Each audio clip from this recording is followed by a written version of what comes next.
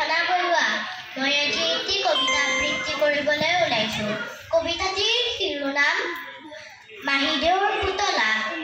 কবি ডক্টৰ নিৰ্মল প্ৰভা বৰদলৈ। আমাৰ ওচৰতে মাহীদেউৰ ঘৰ, তেওঁৰ পুতলাটিৰ হ'ল এদিন জ্বৰ।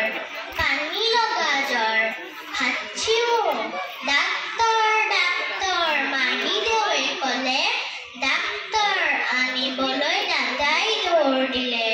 দৌৰ দৌৰ দৌৰ, টক টক টক, দুৱাৰত ডক্তৰে কৰে টক টক।